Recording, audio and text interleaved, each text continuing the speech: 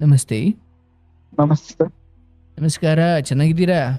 ಹಾಂ ಸರ್, ಚೆನ್ನಾಗಿದೆ ಸರ್. ನೀವು? ಚೆನ್ನಾಗಿದ್ದೀವಿ. ಎಲ್ಲಿಂದ ಫೋನ್ ಮಾಡ್ತಿರೋದು? ಸರ್ ದಾವಣಗೆರೆಯಿಂದ ಸರ್. ದಾವಣಗೆರೆ. Yes sir. ಬೆಣ್ಣೆ ದೋಸೆ.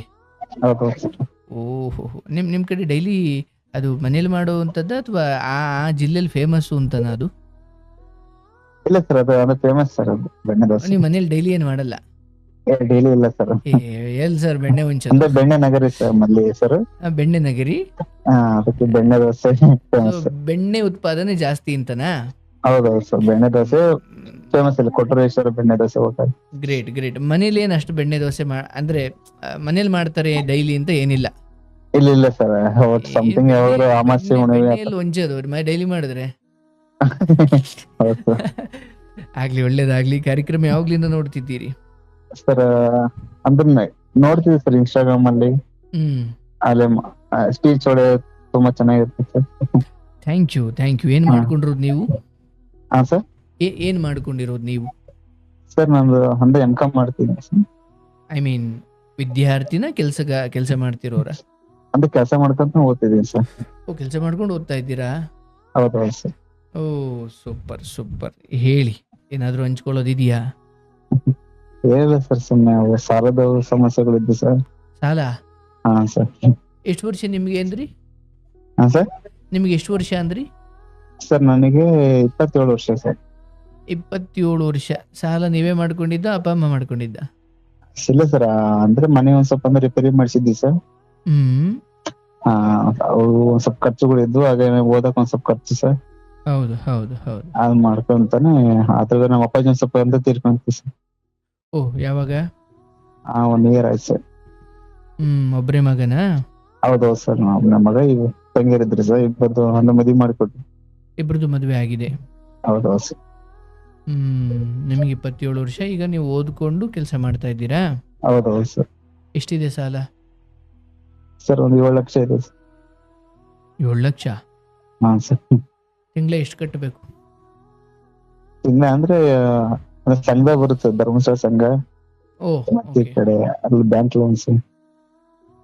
ಮತ್ ದುಡಿಮೆ ಎಲ್ಲಿಂದ ಬರ್ತಾ ಇದೆ ಕಟ್ಟಕ್ಕೆ? ಅದೇ ಸರ್, ನನಗೆ ಟೋಟಲ್ ಆಗಿ ಒಂದು 20,000 ಸಿಗುತ್ತೆ ಸ್ಯಾಲ್ರಿ ತಿಂಗಳಿಗೆ. ಹೌದು ಸರ್. ಅದನ್ನ ಮಾಡ್ಕೊಂತಾನೆ ಮತ್ತೆ ಒಂದು ಹೊರಗಡೆ ಅವು ಸ್ವಲ್ಪ ಕೆಲಸ ಮಾಡ್ತಾ ಇರ್ತೀನಿ ಸರ್. ತಾಯಿ? ಅಮ್ಮ ಅಂದ್ರೆ ಮನೇಲಿ ಇರ್ತಾರೆ ಸರ್ ಅವ್ರು. ನೀವೇ ದುಡ್ದೆಲ್ಲ ನೋಡ್ಕೋತಾ ಇದ್ದೀರಾ? ಹ್ಞೂ ಸರ್. ಅಂದ್ರೆ ನಮ್ಮ ಅಮ್ಮನ ಅಂದ್ರೆ ಕೂಲಿ ಕೆಲ್ಸಕ್ಕೆ ಹೋಗುದು ಸರ್. 27 ವರ್ಷ ಆದ್ರೆ ಏನು ಓದ್ತಾ ಇದ್ದೀರಾ ನೀವು? ಹಾ ಸರ್. ಅಂದ್ರೆ ಏನು ಓದ್ತಾ ಇರೋದು ನೀವು? M.Com ಸರ್, ಅಂದ್ರೆ ಕರೆಸ್ಪಾಂಡಿಂಗ್. ಏನಾಗ್ಬೇಕು ಅಂತ ಇದೆ ನಿಮ್ಗೆ? ಸರ್ ನಂದು ಅಂದ್ರೆ IBPS ಎಲ್ಲ ಎಕ್ಸಾಮ್ ಫೇಸ್ ಮಾಡ್ತಿದ್ದೀನಿ ಸರ್. ಅಂದ್ರೆ KSP ಎಕ್ಸಾಮ್ಸ್ ಫೇಸ್ ಮಾಡ್ತಿದ್ದೀರಾ? ಪ್ರಿಪರೇಷನ್ ಆಗ್ತಿದ್ದೀರಾ? ಅಂತ ಪ್ರಿಪರೇಷನ್ ಮಾಡ್ತಿದ್ದೀನಿ ಸರ್. UPSC ಅಥವಾ ಆ ಥರ ಎಕ್ಸಾಮ್ ಬರೆಯೋಕ? ಹೌದು ಸರ್. IBPS banking. ಅದು ಮ್ಯಾಕ್ಸಿಮಮ್ ಏಜ್ ಲಿಮಿಟ್ ಎಷ್ಟಿದೆ ಅದಕ್ಕೆ? ಸರ್ ಅದು 28 ಇದೆ ಸರ್. 27 ಸರ್. ಇದು ಲಾಸ್ಟ್ IBPS ಇದು ಒಂದು 27 ಇದೆ ಸರ್. ಈಗ ಅದು ಅಪ್ಲೈ ಮಾಡಿದ್ದೀನಿ ಸರ್. ಓ, ಹೌದಾ? ಸಂತೋಷ. ಇರ್ಲಿ, ಬಂದ್ರೆ ನೋಡಿ, ಮಾಡಿರುವ ಯಾವ ಸಾಲ ಕೂಡ ಯಾವುದೋ ಮೋಜಿಗೋ ಮಸ್ತಿಗೋ ಮಾಡಿಲ್ಲ, ಹೌದಲ್ಲ? ಹೌದೌದು ಸರ್. ಸರಿಯಾದ ಉದ್ದೇಶಗಳಿಗೆ ಸರಿಯಾದ ಬಂಡವಾಳವನ್ನೇ ಹೂಡಿ. ಅದು ಮನೆಯದಲ್ಲ, ಮನೆಯದೊಂಚೂರು ಚೆನ್ನಾಗಿದ್ದರೆ ನಿಮಗೂ ಒಂದು ನೆಮ್ಮದಿ. ವಿಚಾರಕ್ಕೆ ಮಾಡಿದ್ದೀರಿ. ಮೊದಲು ತೀರ್ಸೋ ಶಕ್ತಿ ಬರುತ್ತೆ, ಮಾಡ್ತಾ ಇದ್ದೀರಾ, ಅದು ಹಾಗೆ ಆಗುತ್ತೆ. ಏಕಾಗ್ರತೆ ಇದೆ, ಒಂದು ಗುರಿ ಇದೆ, ಕನಸಿದೆ, ಜವಾಬ್ದಾರಿ ಇದೆ, ಅಂತ ವ್ಯಕ್ತಿತ್ವ ಇದೆ.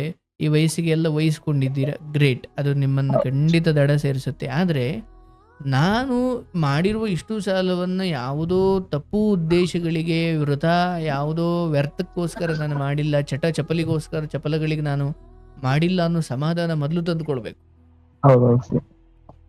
ಯಾಕಂದ್ರೆ ಇವತ್ತಿಗೆ ನಿಮ್ಮದೇ ವಯಸ್ಸಿನ ಹುಡುಗರು ಬೇರೆ ಬೇರೆ ಸಾಲ ಬೇರೆ ಬೇರೆ ಕಾರಣಕ್ಕೆ ಮಾಡಿರ್ತಾರೆ ಸಾಲ. ಅದನ್ನ ಅವ್ರ ಕರ್ಮ, ಅವ್ರ ಅಪ್ಪ ಅಮ್ಮ ತೀರ್ಸ್ಕೊಳ್ತಾರೆ. ನಿಮ್ಮಂತ ಏನೋ ಸಾಧಿಸಬೇಕು ಅಂದವ್ರಿಗೆ ನಿಮ್ಮ ಕತೆ ಹಿಂಗೆ. ಮೋಜು ಮಸ್ತಿ ಮಾಡೋರ್ಗೆ ಅವ್ರ ಅಪ್ಪ ಅಮ್ಮ ತೀರಿಸ್ತಾರೆ. ಆದ್ರೆ ಇಂಥದ್ದು ಯಾವುದು ಹೋರಾಟಗಳಿಲ್ಲದೆ ಯಾರು ಚರಿತ್ರೆ ಬರೆದಿಲ್ಲ. ಖಂಡಿತ ಈ ಸಾಲ ಅಥವಾ ಚಿಕ್ಕ ವಯಸ್ಸಿಗೆ ಮನೆ ಜವಾಬ್ದಾರಿ ತಗೊಳ್ಳೋದು, ತಂದೆ ಇಲ್ಲದೆ ಇರೋದು, ಅಥವಾ ತಂದೆ ಕುಡುಕ, ಅಥವಾ ಬೆನ್ನೆಲುಬಾಗಿ ನಮ್ಗೆ ಯಾರೋ ಗಾಡ್ ಫಾದರ್ ಇಲ್ಲದೆ ಇರೋದು. ಹೀಗೆ ಚಿಕ್ಕ ವಯಸ್ಸಿನಲ್ಲೇ ಬದುಕಿನ ಈ ಸಂಘರ್ಷದ ರಣರಂಗಕ್ಕೆ ಇಳಿದು ಸೋಲೊಪ್ಪಿಕೊಳ್ಳದೆ ಹೋರಾಡಿ ನಾನು ಈ ಚಕ್ರವ್ಯೂಹ ಭೇದಿಸಿ ನಾನು ಆ ಕಡೆ ಹೋಗ್ತೀನಿ, ಈ ಹಠ ಛಲ ಸಂಘರ್ಷ ಹೋರಾಟಗಳು ಸವಾಲುಗಳು ಅವಮಾನಗಳು ನಿಮ್ಮ ವಯಸ್ಸಿಗೆ ಮೀರಿದ ಒತ್ತಡಗಳು ಇದನ್ನು ದಾಟದಾಗಲೇ ಒಬ್ಬ ಚರಿತ್ರೆ ಬರೆಯೋಕೆ ಸಾಧ್ಯ. ನೀವು ಆ ದಾರಿಯಲ್ಲಿದ್ದೀರಾ, ಕನಸುಗಳಿದ್ದಾವೆ. ಅದೇ ಸರ್ ಇವು ಸಾಲದ ಮುಂದೆ ಎಷ್ಟು ಅಂದ್ರೆ ಓದಕ್ಕೆ ಫೋಕಸ್ ಮಾಡಕ್ ಸರ್ ಜಾಸ್ತಿ ಕಮ್ಮಿ ಮಾಡಿ. ನಿಜ ಅಂದ್ರೆ ಬರೀ ಓದೋಕೆ ಅಂತಲೇ 24 ಗಂಟೆ ಕೊಡೋನ್ಗೆ ಕಷ್ಟ ಪರೀಕ್ಷೆ ಎದುರಿಸೋದು. ಅದರಲ್ಲಿ ಇಲ್ಲಿ ಕೆಲಸ, ಈ ಕಡೆ ಜವಾಬ್ದಾರಿ, ಈ ಕಡೆ ಮನೆಯದು ಸಾಲ, ಮತ್ತಿಲ್ಲೊಂದು ಓದೋದು ಅಂದ್ರೆ ಏಕಾಗ್ರತೆ ಅಷ್ಟು ಸುಲಭ ಅಲ್ಲ. ಬಟ್ ಏನ್ ಮಾಡೋದು, ಮಾಡಬೇಕು. ಅಂದ್ರೆ ಈಗ ನಿಮ್ಮ ಏಕಾಗ್ರತೆ ಹಾಳು ಮಾಡೋ ಏನು ವಿಚಾರ ಇದೆ ಇಲ್ಲಿ? ಅದರ ಪ್ರೀತಿಗೀತಿ ಮಾಡಿದೀರಾ? ಇಲ್ಲ ಸರ್, ಆ ತರದ್ದು ಏನಿಲ್ಲ ಸರ್. ಆಯ್ತು, ಮತ್ತೆ ಏಕಾಗ್ರತೆ ಏನ್ ಕಾಳಾಗುತ್ತೆ? ಒತ್ತಡನ? ಹಾ ಸರ್, ಅದೇ ಸರ್, ಒಟ್ಟು ಅಂದ್ರೆ ಸಾಲ ತೀರಿಸ್ಬೇಕು, ಒಟ್ಟು ಅಂದ್ರೆ ಒಂದು ಒಳ್ಳೆ ಜಾಬ್ ತಗೋದು ಆಗುತ್ತಪ್ಪ. ಇದೆಲ್ಲ ಇದ್ದಿದ್ದೆ, ಆದ್ರೆ ನೀವು ಸೋಲೊಪ್ಕೊಳ್ಬೇಡಿ, ಗಿವ್ ಅಪ್ ಮಾಡಬೇಡಿ. ಪರವಾಗಿಲ್ಲ, ಈಗ UPSC ಆಗ್ತಿರೋ IPS ಆಗ್ತಿರೋ ಅದು ಬೇರೆ.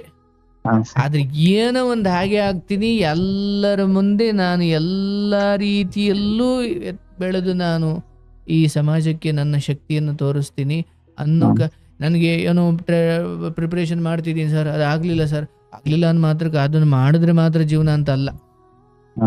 ಈಗ ನಾವು ಏನೋ ಆಗ್ಲಿಕ್ಕೆ ಬಂದವ್ರು ಏನೋ ಅದು ಅನ್ನಂಗೆ ಜೀವನ. ಜಗತ್ತಲ್ಲಿ ಯಾರೆಲ್ಲ ಏನೆಲ್ಲ ಓದ್ತಿದ್ದಾರೆ, ಆ ಓದಿರೋ ವಿಚಾರಕ್ಕೆ ಜೀವನ ಮಾಡ್ತಾರೆ ಅಂತಲ್ಲ, ಓದಿರೋದೇನೋ ಮಾಡ್ತಿರೋದೇನೋ ಅನ್ನಂಗೆ ಕೆಲವೊಮ್ಮೆ. ಹಾಗಾಗಿ ಏನೋ ಒಂದು ದೊಡ್ಡ ಗುರಿ ಇಟ್ಕೊಂಡಿದ್ದೀರಾ, ಆ ಕಡೆ ಹೋಗಿ ಪ್ರಯತ್ನ ಮಾಡಿ, ಎಲ್ಲೋ ಒಂದು ಸಮಯದಲ್ಲಿ ಆಗುತ್ತೆ, ಆಗಲಿ, ಎಲ್ಲ ಒಳ್ಳೇದಾಗಲಿ. ಆದರೆ ತುಂಬ ಸ್ಟ್ರೆಸ್ ತಗೊಂಡು ದೇಹ ಹಾಳು ಮಾಡಿಕೊಂಡು ಮೆಂಟಲಿ ಹಾಳಾಗಿ ನೋಡಪ್ಪ, ತುಂಬ ಒದ್ದಾಡೋದು ಬೇಡ. ಬೇರೆ ಏನೋ ಮಾಡ್ಕೊಂಡು ನಾನು ಸಾಲ ತೀರಿಸ್ತೀನಿ ಸರ್, ನನಗೆ UPSC ಅಥವಾ ಈ ಥರದ್ದು ಯಾಕೋ ಆಗ್ತಾ ಇಲ್ಲ ಅಂದ. ಯಾಕಂದರೆ ನಾವು ಚೆನ್ನಾಗಿ ಆರೋಗ್ಯವಾಗಿದ್ದರೆ ಉಳಿದಿದ್ದಲ್ಲ. ತುಂಬಾ ಸ್ಟ್ರೆಸ್ ಮಾಡ್ಕೊಂಡು 27 ವರ್ಷಕ್ಕೆ ಹೌದು ಜವಾಬ್ದಾರಿ ತಗೊಳ್ಳೋದು ಹೌದು. ಈಗ ನಾವು ನಮಗೂ ಏನೋ ದೇವರ ಅನುಗ್ರಹ, ನಾನು 16 ವರ್ಷಕ್ಕೆ ಗಾರ್ಮೆಂಟ್ಸ್ಗೆ ಹೋಗ್ತಾ ಇದ್ದೆ. ಇವತ್ತಿಗೆ ನನಗೆ 29 ವರ್ಷ, ಇವತ್ತಿಗೆ ನಾನು ಇಲ್ಲಿ ಕೂತಿದ್ದೀನಿ. ಇದರ 11-12 ವರ್ಷದ ಹಿಂದೆ ನಾನು ಬೇರೆ ಏನೋ ಗಾರ್ಮೆಂಟ್ಸಲ್ಲಿ, ಯಾರೋ ಕಾಲ್ ಸೆಂಟ್ರಲ್ಲಿ ಮತ್ತೆ ರಸ್ತೆಗಳಲ್ಲಿ ಪೇಪರ್ ಹಾಕೋ ಕೆಲಸ ನಂದು. ಮ್ಯಾಗ್ಝಿನ್ ಮಾರ್ತಾ ಇದ್ದೆ, ಈ ಟ್ರಾಫಿಕ್ ಸಿಗ್ನಲ್ಗಳಲ್ಲಿ ಮ್ಯಾಗ್ಝಿನ್ ಮಾರ್ತಾ ಇದ್ದೆ. ಅದರ ಅರ್ಥ ಅದೇ ನನ್ನ ಫೈನಲ್ ಡೆಸ್ಟಿನಿ ಆಗಿರ್ಲಿಲ್ಲ. ಆ ಕ್ಷಣಕ್ಕೆ ಹೊಟ್ಟೆ ಪಾಡಿಗೆ ನಾನೇನೋ ಮಾಡ್ಬೇಕಿತ್ತು, ಬಟ್ ನನ್ನ ಗುರಿ ಬೇರೆ ಇತ್ತು. ನನ್ನ ಗುರಿ ಜೀವಂತವಾಗಿಟ್ಟುಕೊಂಡು ಹೊಟ್ಟೆಪಾಡು ನಡಿಬೇಕು. ಹೀಗೆ ನಿಮ್ಮಂಥವ್ರ ಬದುಕು. ಈಗ ನೀವು ನಿಮ್ಮ ಈಗೇನು 20,000ಕ್ಕೆ ಏನೋ ಕೆಲಸ ಮಾಡ್ತೀವಿ, ಇದೇ ನಿಮ್ಮ ಫೈನಲ್ ಡೆಸ್ಟಿನೇಷನ್ ಅಲ್ಲ. ನೀವೆಲ್ಲ ಹೋಗೋರಿದ್ದೀರಿ, ನೀವೆಲ್ಲೋ ತಲುಪೋರಿದ್ದೀರಿ. ಆದರೆ ಹಾಗೆ ತಲುಪೋದಕ್ಕೆ ಮುಂಚೆ ಹೊಟ್ಟೆಪಾಡು ಇರಬೇಕಲ್ಲ. ನಮಗೊಮ್ಮೆ ಯಾರೋ ದೊಡ್ಡ ಹಂಸಲೇಖ ಅವರ ಶಾಲೆಯಲ್ಲಿ ಒಬ್ರು ಮಹನೀಯರು ಹೇಳಿದ ನೆನಪಿದೆ, ಸಂಗೀತ ಕಲಿಯೋ ಸಮಯದಲ್ಲಿ. ಅಪ್ಪ, ನೀನು ಸಿಂಗರ್ ಆಗಬೇಕು ಅನ್ನೋ ಆಸೆ ಇಟ್ಕೋ, ಆದ್ರೆ ನೀನು ಒಂದೇ ಸತಿ ಸೋನು ನಿಗಮ, ವಿಜಯ್ ಪ್ರಕಾಶ್ ನೀನು ಆಗ್ಲಿಕ್ಕೆ ಆಗಲ್ಲ. ಹೊಟ್ಟೆಪಾಡಿಗೆ ನೀನು ಏನೋ ಮಾಡ್ಕೊಂಡು ಸಂಗೀತ ಕಲ್ತ್ಕೊಂಡು ಅವಕಾಶ ಸಿಕ್ಕಾಗ ಅದನ್ನು ಮಾಡ್ಕೊಂಡು ಹೋಗ್ಬೇಕು, ಅಲ್ಲೆಲ್ಲೋ ಗೆಲ್ತೀಯ. ಇಲ್ಲ, ನಾನು ಹಂಗೆ ಆಗೋವರೆಗೂ ನಾನು ಇನ್ನು ಬೇರೆ ಏನೂ ಮಾಡಲ್ಲ ಅಂತ ಕೂತ್ರೆ ತಣ್ಣೀರು ಬಟ್ಟೆ ಒಂಚೂರು ಅಗಲಾಗಿರೋದು ಹೊಟ್ಟೆ ಮೇಲೆ ಹಾಕೋಣಕ್ಕೆ ಅನ್ನೋರು. ಹಂಗೆ ಗುರಿ ಜೀವಂತವಾಗಿ ಇಟ್ಕೊಳ್ಬೇಕು. ಬಟ್ ಆ ನಡುವೆ ಪೇಪರ್ ಹಾಕೋದಾಗಿರ್ಬೋದು, ಇನ್ನೇನೋ ಕೆಲಸ ಆಗಿರ್ಬೋದು, ಇನ್ನೇನೋ. ಅದೇ ರಜನಿಕಾಂತ್ ಕೂಡ ಡ್ರೈವರ್ ಕೆಲಸ ಮಾಡ್ತಿದ್ರಲ್ಲ, ಕಂಡಕ್ಟರ್ ಕೆಲಸ ಮಾಡ್ತಿದ್ರಲ್ಲ, ಅಥವಾ ಇನ್ನೇನೋ ಮಾಡ್ತಿದ್ರಲ್ಲ.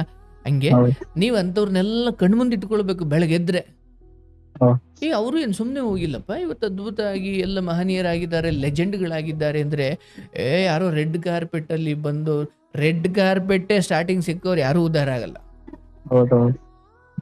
ಹಾಗಾಗಿ ನಿಮ್ಮ 27ನೇ ವರ್ಷಕ್ಕೆ ನೀವು ಮಾಡಿರೋದು ಬಹಳ ದೊಡ್ಡದು ಸರ್, ಗ್ರೇಟ್ ಸರ್ ನೀವು. ಯಾಕಂದರೆ ಮನೆ ಕಟ್ಟಿದ್ದೀರಿ, ಅಮ್ಮನ ನೋಡ್ಕೊಳ್ತಾ ಇದ್ದೀರಿ, ಹಿಂದೆ ಬೆಂಬಲವಾಗಿ ಬೆನ್ನೆಲುಬಾಗಿ ಯಾರಿಲ್ಲದೆ ಹೋದರೂ ಎಷ್ಟು ಸಾಲ ಮೈ ಮೇಲೆ ಹೊತ್ಕೊಂಡು ಹಗಲು ರಾತ್ರಿ ಕಷ್ಟಪಟ್ಟು ಓದ್ಕೊಂಡು ಎಲ್ಲ ಮಾಡ್ತಾ ಇದ್ದೀರಿ. ನಾಳೆನೇ ನಿಮ್ಮ ಬದುಕು ಮುಕ್ತಾಯ ಆದರೂ ಸಾರ್ಥಕವಾಗಿ ಸಾಯ್ಬೇಕು ಸರ್.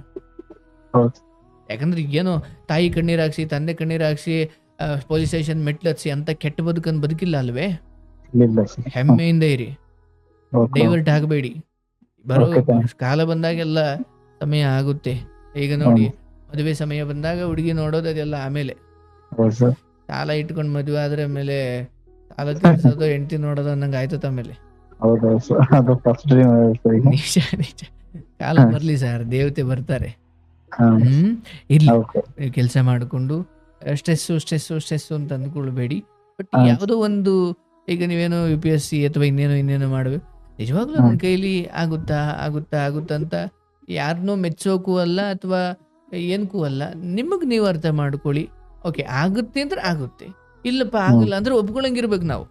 ಓಕೆ ಓಕೆ ನಾವೇನು ಮಾಡ್ಬಿಡ್ತೀವಿ, 4 ಜನಕ್ಕೆ ಹೇಳ್ಬಿಟ್ಟಿರ್ತೀವಲ್ಲ ಅಂತ ಸುಮ್ಮನೆ ಸ್ಟ್ರೆಸ್ ತಗೊಂಡು ಹೋಗ್ತಾ ಇರ್ತೀವಿ. ಹಾ ಇಲ್ಲಪ್ಪ ನನ್ನ ಕೈಲಿ ಆಗುತ್ತೆ ಆಗುತ್ತೆ. ಈ ಕಡೆ ಪಾಸೂ ಆಗಲಿಲ್ಲ, ಈ ಕಡೆ ಮೆಂಟಲ್ ಸ್ಟ್ರೆಸ್ಸಿಂದ ನಿಮ್ಮ ಆರೋಗ್ಯ ಹಾಳಾಯಿತು ಅಂದ್ರೆ ಕಡೆಗೆ ಏನು ಕತೆ? ಈಗ ಸರ್ ಬಟ್ ಅಂತ ಪ್ರೆಷರ್ ಜಾಸ್ತಿ ಆಗುತ್ತೆ ಸರ್, ವರ್ಕ್ ಅದಕ್ಕೆ ಮತ್ತೆ ಈ ಕಡೆ. ಯಾವುದೋ ಒಂದೊಂದು ಕಟ್ ಆಫ್ ಮಾಡಬೇಕು. ಓಕೆ ತುಂಬ ಸ್ಟ್ರೆಸ್ ತಗೊಂಡು ಏನೋ ಆರೋಗ್ಯ ಕೆಟ್ಟು ಮಲ್ಕೊಂಡ್ರೆ ಏನು ಕತೆ? ಹೌದು ಇರಲಿ, ಅದನ್ನೆಲ್ಲ ನೀವು ಸ್ವಯಂ ಅವಲೋಕನ ಮಾಡಿ, ಯಾರನ್ನು ಮೆಚ್ಚೋಕೆ ಬದುಕಬೇಡಿ. ಪರವಾಗಿಲ್ಲ, ನಾಳೆನೇ ನೀವು UPS ಆಸೆ ಬಿಟ್ಟು ಫುಲ್ ಟೈಮ್ ನಾನೇನೋ ಕೆಲಸಕ್ಕೆ ಎಳೆದುಬಿಟ್ಟೆ, ಸಾಲ ಬೇಗ ತೀರಿಸ್ದೆ, ಹಂಗೆ ಬದುಕು ಕಟ್ಕೊಂಡವರು ಇದ್ದಾರೆ ಸರ್. ಎಲ್ಲ UPS ಬರೆದಿಲ್ಲ. ಹಾ ಯಾಕಂತ ನೀವು ಬರಿಬೇಡಿ ಅಂತ ನಿಮ್ಮನ್ನು ಡಿಮೋಟಿವೇಟ್ ಮಾಡ್ತಾ ಇಲ್ಲ. ಹಾ ನಿಮ್ಮ ಸ್ಟ್ರೆಸ್ ಬಗ್ಗೆ ನನಗೆ ಕಾಳಜಿ ಇದೆ ಅಷ್ಟೇ. ಓಕೆ ಓಕೆ ಯಾಕಂದ್ರೆ ಎಲ್ಲ ರೋಗಗಳ ಮೊದಲ ಹಂತ ಸ್ಟ್ರೆಸ್ಸೇ. ಹೌದು ನಿಜ ಸರ್. ಒಂದು 10 ವರ್ಷ 5 ವರ್ಷ ಆದಮೇಲೆ ಇದು ಯಾಕೆ ಬಂತು ಅಂತ ಯೋಚನೆ ಮಾಡಿದಾಗ ಇವತ್ತು ಕೊಟ್ಟಿದೆಯಲ್ಲಪ್ಪ, ಆಗ ಭಾರ ಹೊರೋಕೆ ಎಷ್ಟು ಶಕ್ತಿ ಇದೆಯೋ ಅದರ 10 ಪಟ್ಟು ಹಾಕಿದ್ರೆ ಹೆಂಗೆ ತಡ್ಕೊಳ್ಳುತ್ತೆ? ಹೌದು ನೋಡಿ, ಕೂತು ಯೋಚನೆ ಮಾಡಿ. ಸರಿ, ಈಗ ಕೆಲಸ 20,000 ದುಡಿತಾ ಇದ್ದೀನಿ, ನಾನು UPSC ಅಥವಾ ಇಂಥದ್ದೇನೋ ಟ್ರೈ ಮಾಡ್ತಾ ಇದ್ದೀನಿ, ಇನ್ನೊಂದು ವರ್ಷ ಟ್ರೈ ಮಾಡುವ, ಅದಾಗಲಿಲ್ವಾ ಒಪ್ಕೊಳ್ಳೋಣ. ಓಕೆ, ನನ್ನ ಕೈಲಿ ಆಗಲ್ಲ ಇದು, ನಾನು ಇನ್ನೇನು ಬೇರೆ ಅದ್ಭುತ ಮಾಡಬೇಕಿದೆ, ಹಾ ಫುಲ್ ಟೈಮ್ ನಾನು ದುಡಿಮೆ ಕೊಡ್ತೀನಿ, ಒಂದು 40-50 ದುಡಿಬೋದೋ ಏನೋ, ಯಾರಿಗೂ ಗೊತ್ತು. ಓಕೆ ಓಕೆ ಹಂಗೆ ನಮ್ಮ ಬದುಕನ್ನು ನಾವೇ ಪ್ಲಾನ್ ಮಾಡ್ಕೊಳ್ಬೇಕು. ಓಕೆ ಒಳ್ಳೇದಾಗುತ್ತೆ, ಎಲ್ಲ ಒಳ್ಳೇದಾಗುತ್ತೆ. ಧೈರ್ಯವಾಗಿರಿ, ಕನಸು ಬಿಡಬೇಡಿ, ಡೈವರ್ಟ್ ಆಗಬೇಡಿ, ಕೆಟ್ಟವ್ರ ಸವಾಸ ಮಾಡಬೇಡಿ. ಆ ಸಾಲ ತೀರಿಸೋ ಶಕ್ತಿ ಇದೆ, ಚೆನ್ನಾಗಿ ದುಡಿಮೆ ಮಾಡಿ, ಓದಿ. ಇನ್ನೊಂದು ವರ್ಷ ಏನೋ ಎಕ್ಸಾಮ್ ಅಪ್ಲೈ ಮಾಡಿ ನಿಂತಿರ, ಚೆನ್ನಾಗಿ ಓದಿ, ಆಗುತ್ತೆ ನನ್ನ ಕೈಲಿ ಅನ್ನೋ ಭರವಸೆಯಲ್ಲೇ ಪ್ರಯತ್ನ ಮಾಡಿ, ಉಳಿದದ್ದು ಭಗವಂತನಿಗೆ ಬಿಡಿ. ಓಕೆ ಧೈರ್ಯವಾಗಿರಿ, ಶುಭವಾಗಲಿ. Okay thank you sir.